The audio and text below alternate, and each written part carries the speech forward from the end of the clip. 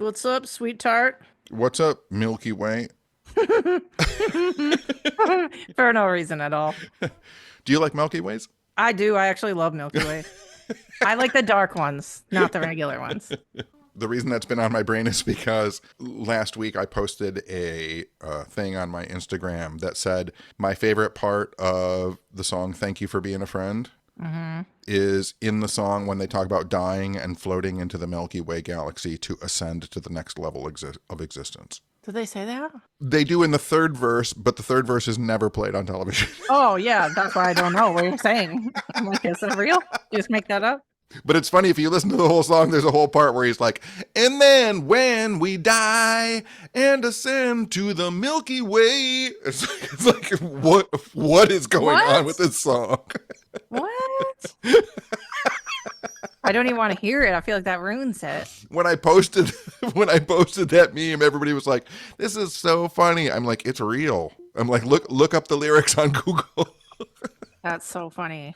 I did not know that. But then you got to remember it was written in like the 70s and everybody was, hopped up on pyramids and crystals back then. So. Oh, yeah. There's a weird necklace that I watch on eBay sometimes that was like an old, weird mail order pyramid necklace. I don't know why I want one.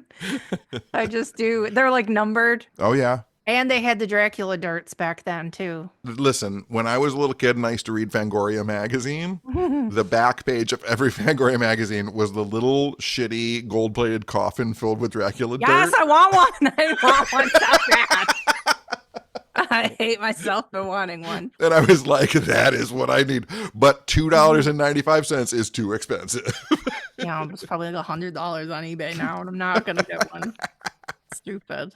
Any fucking way. Wait, didn't you have to tell me something about Coleman Domingo? Oh, from last week. Yeah.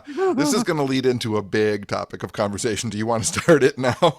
I don't know. Sure. Okay, listen. So a week ago, I had to take my dad up north, and we just need to clear out his house and get rid of all the food in the refrigerator and stuff like that. But I forgot that there's only network television up there. He didn't have cable? Oh, that's why he watches so many DVDs. Right, exactly. Now makes sense. Okay. And so for 3 days, I had to watch network TV. Insane. I feel like that's just an insane experience now, probably. That's what I'm saying. This is going to become a big topic. Because what does this have to do with Coleman Domingo? I saw an interview with Coleman Domingo.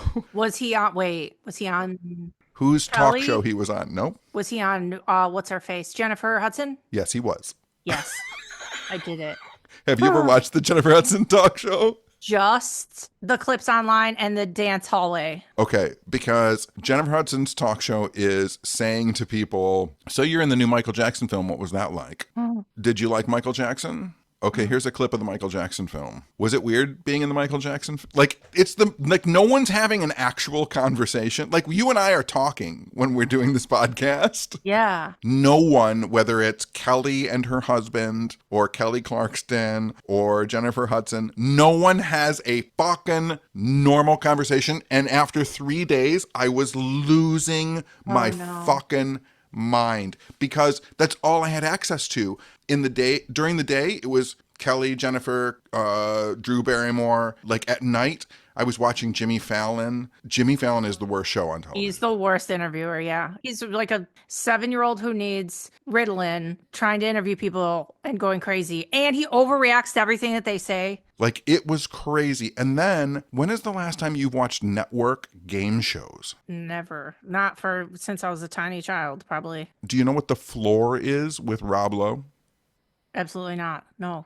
Okay, so Rob Lowe hosts a game show called The Floor, where people stand on a square. They pick what they know the most about, and then they challenge the people around them what they know the best about, and you try and get as many squares filled on the floor as possible. That just made my brain hurt. And it starts off with 75 people, and in every episode, they only get rid of 7. What? So it goes on and on and Well, on. how long are those people supposed to stay around to tape all these episodes, and they just live there now? It's got to take months. Ugh. And then there's a show called have you ever heard of The Average American? Nope. Okay, it's hosted by Nate Bargatze, and he does things like the 2 contestants bet on how many shopping carts he can push across the stage.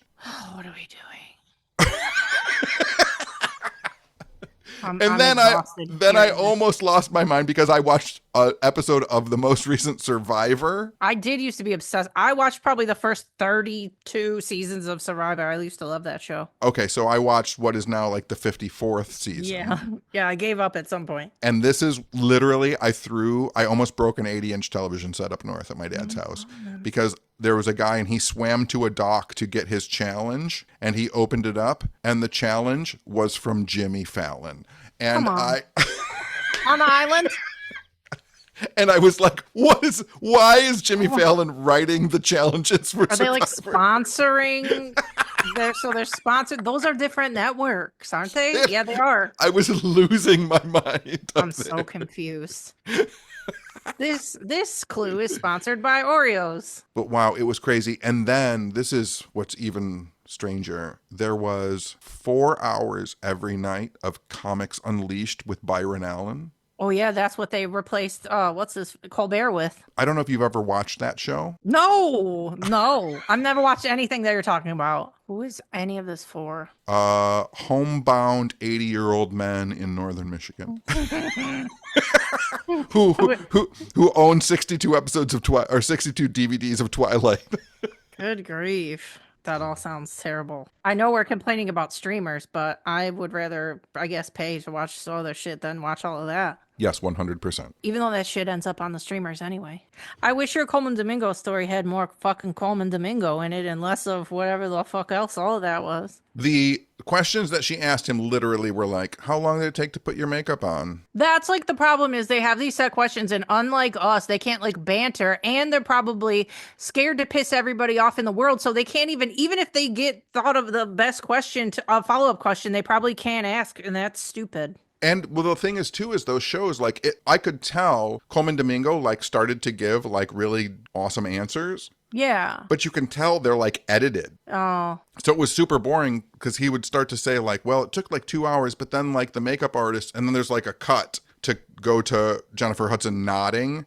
And then he's like, so like 4 hours. So like they cut out whatever interesting thing he said. Oh, yeah. That's annoying. That would piss me off. I've seen them that cast fielding a lot of awkward questions. Yeah, it was Coleman Domingo, the guy who played Michael Jackson, and then the kid who played Little Michael. Yeah, that kid is extraordinary. Yeah. He was really good. What else? Tiny, shout out to tiny items in the world. No, I'm just kidding. Shout out to Emily Thompson. She sent me, this is ridiculous, you guys, but she sent me this very special claw clip for your hair that looks like a worm. I'm obsessed with it. It's like from the UK. Like it was a fucking production for her to get this to me, and I'm obsessed with it. I haven't even put it in my bathroom yet. It's been sitting next to me on the couch for like 5 days because I just want to look at it. It's genius. So shout out Emily Thompson. And then another thing I had to bring up to you is it's kind of like dark, but it's something weird that I've never like talked about or something. Not myself, but okay, it's crazy to I don't know how to broach this because people probably have family members that this has happened to. I'm literally not trying to be funny right now, you guys. But isn't it weird that sometimes in life, people you know or are related to or people on this earth legitimately go crazy for no reason at any time? It's very strange. Isn't that the scariest thing? It is very weird. They can be normal. Everything can be fine. There cannot be like a traumatic event that triggers it. It could be any time and they can wake up and have gone crazy. I find that so fucking scary. And I'm not saying we've all seen it. Like there's people on TV, like stars and people we know, and they'll just lose their fucking mind. And sometimes they get it back and sometimes they don't. I find that very scary. But anyway, I stumbled upon someone who was like an acquaintance of mine who I would see when I was younger, like we'll going places and hanging out. And for whatever reason, I stumbled upon their Instagram the other day. And the vibe, I'm not trying to be funny right now at all. The vibe that I got from their Instagram is that they had gone completely crazy. Yeah. And I was like, how does this fucking happen to people? Yeah, I don't know. I had it happen recently too. To somebody you know? Yeah, a friend of mine who I hadn't seen for maybe 10 years. Mm-hmm. And then I ran into him, and literally within 3 minutes, he was like, hey, you know, all that stuff that you talk about with the ghosts and government and UFOs and stuff, they've been attacking me. Oh, no. And I was like, what? And he was like, yeah, I have some ghosts that have been following me all day long. And I was like, oh, no. How does that happen? I know and it's different. We're not talking about like QAnons. I know there's some people who like get in a hole and read too much weird shit and think that they believe shit, but I'm talking about like literally you're out of your mind. Yeah. That's so scary to me. It like scares me too as somebody who's very independent, like, and you're very independent. Like, what if that just happened? And like, how do you're already out of your mind. So it's like, even if you had like a safe word or something, like your close friends would, like, how would you get help? Like, you can't say, hey, I've lost my whole entire mind to somebody because you don't know what's happening. Yeah, it's tragic and scary. I used to joke years ago. I used to joke when I would do lectures. I would say something really bizarre about interdimensional aliens or gnomes or elves or ghosts or whatever. And then my kind of joke line was, listen, everybody, I'm literally 2 minutes away from standing on a street corner with a tinfoil hat on screaming at outer space. Right. And then I got to a point in my life where I was like, oh, but that happens to people. It happens. Right. I know. And it like stuff that is, and it's crazy because that's all we talk about, but stuff that's unexplainable is scary to me. Like again, how I said, like, it doesn't have to be because something happened. You witnessed something terrible or something horrible happened to you or something medical happened. It can literally just happen. That's so Yeah, you just unravel. Yeah. Yeah. That is so terrifying. The human mind is so weird. And there probably is a reason for it. Maybe they can't figure it out yet, or maybe it's like a what's the word? Like inflammation of something. But I mean, like, that's the thing. Like, we are such a new, I don't know how this sounds. Like, we are such a new species. Mm-hmm. Like, no one really knows how our brain works. No one knows how consciousness works. No one knows how we're aware that we're aware. Right. And they're not working on it. They just spend money on making money. Yeah. And then you have like treatments and stuff, but like, are they even treatments? I was talking to someone about paranormal stuff and they were like, well, I don't believe in any paranormal stuff. And I said, but I know you go to a chiropractor. And they were like, yeah, that's not paranormal. And I'm like, the whole reason we have chiropractic doctors is because a guy in the 1800s was told by an angel that if you straightened out people's backs, they'll feel better. I didn't know that. Yeah, that's where chiropractic comes from. A guy was like, oh, I've been reached out to by an angel who told me if you straighten out people's spines, they will feel better. Dang. So like, no one knows. No one does know. I know, it's wild. Anyway, I just wanted to bring that up because I thought, and I've seen it, and it's happened. I don't know. I feel like it happens so often to people, and it must be so hard. Like if that's happened in people's families, I'm like, dang, how do you even fucking navigate that, bro? Yeah, I don't know. Wild. Anyway, that was fucking dark. At least I didn't say that at the end, and then we went away. I have more stuff to talk about. That's true. I mean, it's a segue. But anyway, and I'm literally sure I'm not saying it right. I'm sure there's a more clinical term than. Oh, quote, neither of us are talking crazy. about it properly. Yeah, I know, but I know y'all know what I'm talking about. I'm just like trying to bring it up because it's something that people don't talk about. And that people have to deal with. I know. That must be the fucking worst. Anyway, I hope that person that I'm talking about that isn't, but the vibe was like, I just felt it. I'm like, this isn't normal. You're not acting normal. I don't know, but anyway, what is normal anyway? Anyway, I'm going to tell you what happened to me in the last couple weeks. That was very unexpected. I got a giant crush on young Tom Berenger. Get the hell out of here. Oh no. It was an accident and I didn't mean to. Okay, so wait a second. You're like, there's two ways that could have happened. So here's the question that I have for you, which is, which Tom Berenger movie did you watch? Yep. And I'm about to tell you. I'm going to tell you guys what hooked me, and then I will tell you the one that I watched after that hooked me further. Oh, anyway, the one that did it was Big Chill. No. Eddie and the Cruisers. Yes. Was it really? Yeah. He's so fucking cute in that movie. How did you never seen Eddie and the Cruisers? I've never seen Eddie and the Cruisers. Did you love Eddie and the Cruisers? Since I watched it, which was only about 9 days ago, I've watched it 3 times. Okay. Can I put you just in advance before you talk about your crush for Tom Berenger and your love for Eddie and the Cruisers? Can I just warn you right now? What? Do not watch the sequel. I won't. Do not. I didn't. It is horrible. I did not. Okay. No, but I really liked it. It's cheesy. Is it a good movie? No, probably not. But it's like meta. It's pretty smart. I don't know. Maybe it's a good movie. It is a good movie, and it is smart. I know. You guys, we have to say what the premise is, and I'm going to fuck it up. But it's about. Do you want to say what it's about? Do you want to take one? I mean, it's about the formation of what could have been one of America's greatest rock and roll stars and his rise to some notoriety and then the decline of that and tracking him down and trying to figure out what happened. Yeah, it's a mockumentary. It's not a real band.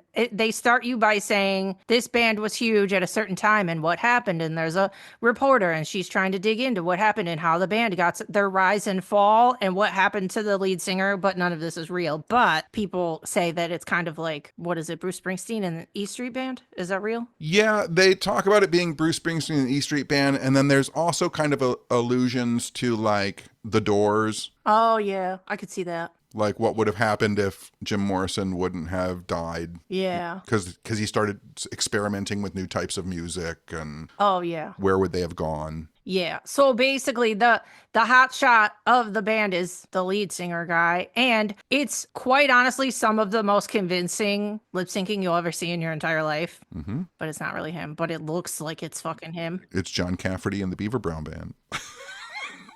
Well, they said one of the songs in it was sung by the guy who did Hearts on Fire, I think, or one of the Rocky songs. Oh, maybe, but the Dark Side is is John Cafferty and the Beaver Brown Band. Yeah, the songs are so good, you guys. Yeah. So yeah, any fucking way. In the movie, there's like the singer guy who is supposed to be the heartthrob. He is pretty much a heartthrob, but then young Tom Berenger just has these big eyeballs, and he has this bet. He does the perfect bashful look at a girl and look down, and I'm just like, swoon. It is great. Yes. He was so fucking cute in that movie. And then I was reading. It's so weird because the movie has this like tone, the whole movie, like it's Grease. And then it gets so fucking weird. Yeah. Like 60% of the way through the movie, I was like on Letterboxd after and somebody wrote, weird, this turns into a psychological thriller halfway through. 100%. It turns into this mystery thriller. Yeah, the tone completely changes. Yeah. It was nuts. And one of the other main guys in the band is Mel Silver from 90210, David Silver's dad. There you go. I fucking loved it. You're crushing on Tom Berenger, but you're not crushing on Michael Pare. No, I'm not. He's the main guy, you guys. He's the main band singer guy. Yeah, he's Eddie. You would think, but no, Tom Berenger. He almost looked like fucking, I don't know. He had like a James Dean thing going on. He was so fucking cute in that movie. Anyway. Can I turn you on, now that you're watching Eddie and the Cruisers, can I turn you on to, even though you're not crushing on Michael Pare, can I turn you on to a Michael Pare film? What, that other weird one? Streets of Fire? Yeah, I already bookmarked it. It looks ridiculous. It's unbelievably great. I gotta watch it. But is it bad or is it good? Or is it good bad? I think it's absolutely great. I think it's super stylized. I think it's beautiful. Like Willem Dafoe is unbelievably amazing in that film. Speaking of another one that I watched in this, I'm not going to talk about it on here and I didn't bring it to the table, but since you brought him up, in this same week that I watched Blowout and Eddie and the Cruisers, and the next movie that I'm going to talk about, I also watched To Live and Die in LA, and I watched it twice, and Willem Dafoe is really good. And William Peterson is fucking hot in that movie too. Yeah, I love To Live and Die in LA. I watched it 6 months ago, probably. I'd never seen it before. With a soundtrack by Wang Chung. That whole week I watched all movies from the 80s and every single one was so fucking good. And I'm like, no movies are like this anymore. I don't give a fuck. My favorite movies from now pale in comparison to like middle of the road movies from the 80s. They're all so oh, and listen, I watched Roadhouse and in the same week. And I've seen all of Roadhouse, but I'm telling you, I've never watched it all in one sitting. And that movie is fucking ridiculous. And it was really fun and really good. Well, let me tell you this. I'm going to jump you back to Streets of Fire, okay? Just because Willem Dafoe is great. Yep. You will never find anyone more beautiful than Diane Lane in that film. Oh. Also, an amazing performance by Rick Moranis in that film. Oh, weird. And Amy Madigan's in it. Oh, weird. Everybody. It's a star-studded musical dream. Musical? It's tons of music because Diane Lane is a rock star who, here's the premise of the film. Diane Lane is a rock star who gets kidnapped by a motorcycle gang that's led by Willem Dafoe. And Michael Pere's character is the guy who was in love with her, who left town, and he comes back and has to rescue her. That sounds like it's going to be my new favorite movie. It's amazing. Crazy. Okay, do you want to know what happened after I watched Eddie and the Cruisers that made my Tom Berenger crush get worse? Uh-oh. Which cowboy movie did you watch? No, no, not that one. I didn't get to that one yet. And I know what you're talking about, and I didn't watch it yet. The one where he looks like Michael Landon. Yes, right? No, I did not watch that one yet. Platoon. Oh, yeah. For the first time ever, I watched it and it blew my fucking face off. That's crazy that that's the first time you've ever watched Platoon. It's so good. I mean, the fact that you just watched Apocalypse Now with Martin Sheen and you're going into Platoon with Charlie Sheen. And they're both so good. They're so good. Yeah. Again, and Willem Dafoe. I know. Willem Dafoe is very handsome in that movie. Mm-hmm. Young Willem Dafoe is very handsome. But that movie is a journey. Bro. Everybody is so fucking good. And just every single human that comes on screen is somebody who is just like the biggest actor in the world. Yeah. Nuts. Filmed crazy. Really good score. And I think probably the best Oliver Stone film. Yeah. That he ever made. And I'm a JFK researcher. Like I would think JFK is better. I think Platoon is better. Well, because he was in Vietnam. Right, exactly. Yeah, it was nuts. You guys, that movie's so good. It's a war movie, which is not comfortable, but it's like you feel like you're fucking there. It's so good. I don't know why. It's just so outside of anything that I've ever experienced in my life. So when I watch those movies, I'm just like sat so stunned because it's so crazy and so crazy to think that they just ship people off and they're like 20 years old and they're like, okay, go do that. Yeah. Nuts. Yeah, Charlie Sheen is super good in that. And yeah, so any fucking way that's and Tom Berenger has his face fucked up in the movie, and he looks even. I have problems. But he still looks hot in that movie, and he has like half of his face fucked up. Can I also mention, just because we started off, and let me pull it back around, Charlie Sheen is great in that movie. When you have to watch 2 hours of him on 2.5 Men on regular television, it is not great. Oh. No, but you guys, no, I'm not watching that show. I don't watch it. But listen, you guys, Oliver Stone, who made Platoon, if you read his fucking Wikipedia, it's nuts. He made this because he went to Vietnam. And that's what's fucking annoying because I got lost, of course, in the Letterboxd comments after, and people are like, Apocalypse Now is the ultimate Vietnam movie, blah, blah, blah. They're like, I saw people saying that, like, Platoon didn't feel real. I'm like, he was literally there. Like, Coppola wasn't in Vietnam any fucking way. Yeah. So it says on his Wikipedia, there's just and it's written so straight, just these facts in a row. I was like, this is the craziest shit I ever heard. Okay, it says, Oliver Stone was in the Vietnam War and won the Bronze Star and the Purple Heart. He was shot in the neck, severed his jugular, then later was blown up and lost partial hearing. Then he was blown up again and got shrapnel in his legs and his butt. Suffered PTSD, which was compounded because a year later he got home and was violently mugged and stabbed in New York. Also had fertility issues from Agent Orange. What the fuck? Yeah, what crazy. the fuck? And then comes home and just like makes a million movies. Like when you could just like be like, I think I'm good. I'm just gonna sit at my house forever and not do anything. No, it's always interesting when people are like, like you said, oh, it doesn't feel real. Oh, it's being made by a guy who was there and experienced a huge amount of trauma and war. Right. And then people get on the internet and be a ding dong because they don't know what the fuck they're talking about. Yeah, that's also. I'm sure you might know this story, but you know the makeup effect artist Tom Savini. Mm-hmm. So like he did all the Night of the Living Dead, Day of the Dead, Dawn of the Dead, all that stuff. Hellraiser. So Tom Savini was a combat photographer in Vietnam. Oh shit. Which is where he learned what it looks like when shit's like open. Yeah. What? Yeah. And so that's why everybody's like, he's the best makeup effects artist. And he's like, yeah, unfortunately, because I saw it in person. Yeah, that makes a lot of sense. That's fucking crazy. Yeah. But yeah, so I watched those two. Now I love Tom Berenger. And he aged good. He still looks good. And he's unproblematic as far as I could tell. He hasn't ever had any scandals and seems very nice. Well, that's always good in this day and age. I know. I expected. I'm like, don't get a crush on him. He probably did something terrible. And I couldn't find anything for once. But yeah, those two movies were great. Those are going in the rotation, both of them.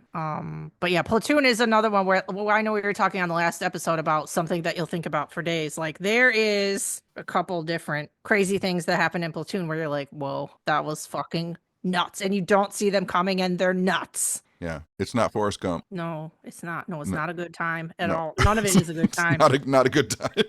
I will say too, and I ordered it after because I love the movie so much, and the Wikipedia page was so crazy that I ordered Oliver Stone's book. I didn't read it yet, but it got here. But any fucking way, there's a passage where he talks about the guy who, and that was another thing, is somebody was talking about how the people in the movie were unrealistic or something, and I'm like, and you can look at his own army photo, his army photo of his like, I don't know what it's called, your little, what is that called? Like what is it called? Your little group of people in the fucking Yeah, your army. platoon. There.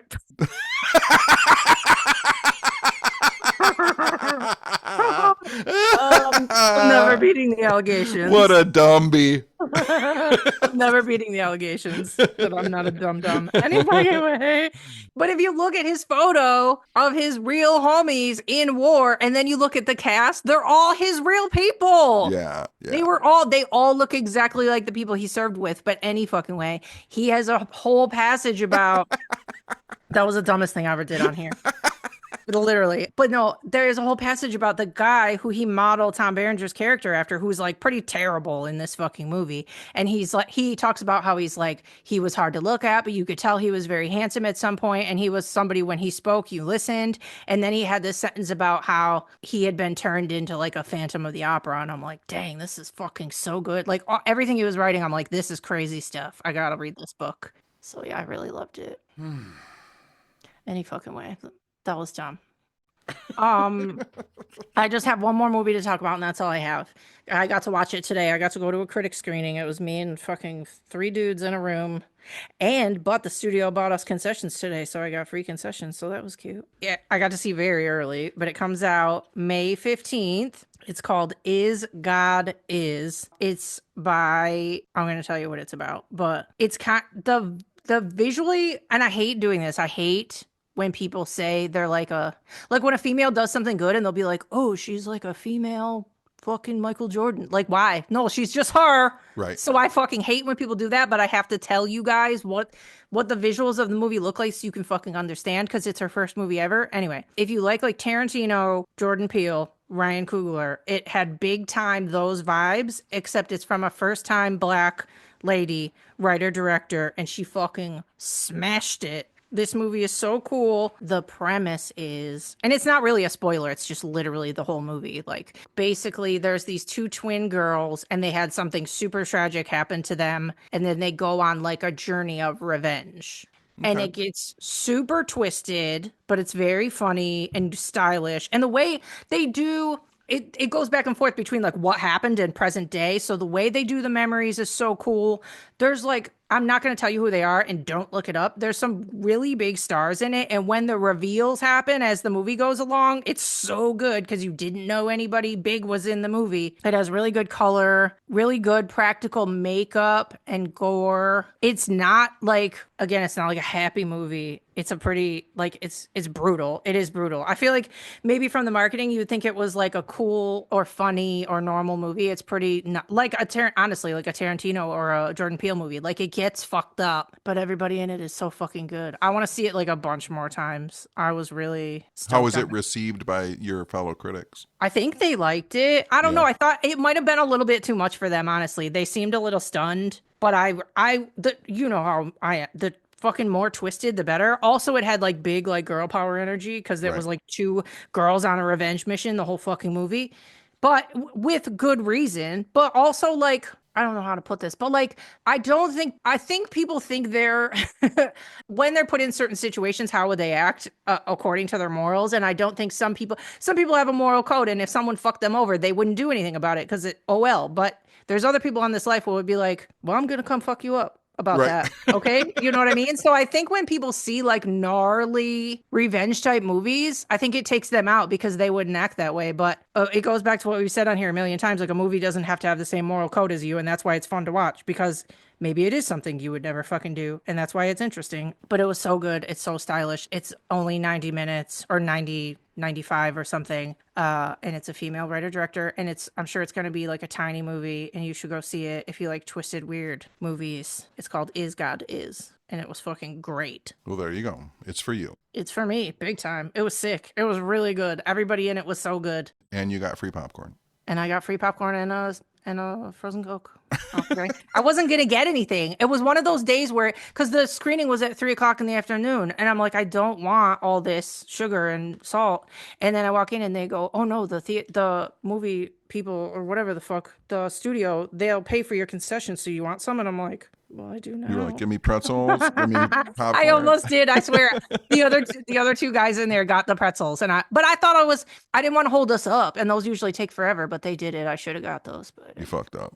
I did fuck up. I got but I'm like, so anything this lady makes from now on, I'm seeing it. I don't know how the fuck she did that as her first movie. Plus, it's an Amazon Studios movie, and everything that they put out has the craziest budget. Like, I'm happy for her, because if this would have been a tinier movie, I bet she wouldn't have made it look that fucking cool. But the budget was on, and everything looks really good, and it was really impressive. Right. I loved it. Anything else? No, that's it. That's literally it. I have nothing. Yep, I think that's it too. I got to check on my father, see if he needs any clementines. Oh, jeez. He eats maybe 6 a day. Ugh.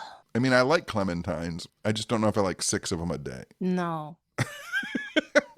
We love you guys. We're glad that you listen to us. Thank you for everything that you do. Thank you for being there and for being cute and positive, and I don't know. All right. We're Boop, leaving. Boop, boop. Bleep, blop, bleep. Blop, bleep, blip, blop. The last time you did it, it sounded so much like it. I know. Boop, boop, boop. That wasn't as good. Boop, boop, beep. No, I don't have no, it. I'm too you tired. lost it. I did. I lost it. That would be funny if you put a different phone noise. I don't know what other phone noises there are. I don't either. If you just put the sound of like a rotary phone, like a fucking Rotary phone hanging up. a real phone, Click, click. slamming down. That's it. Okay. Okay. Okay, bye. Never forget what a platoon is, you guys. That's your friends. You know your friends that are like with you in the fucking army? What's it called? They said it all the time in the movie Platoon. What's it called? It's only the title. Okay, bye. Oh my god, bye.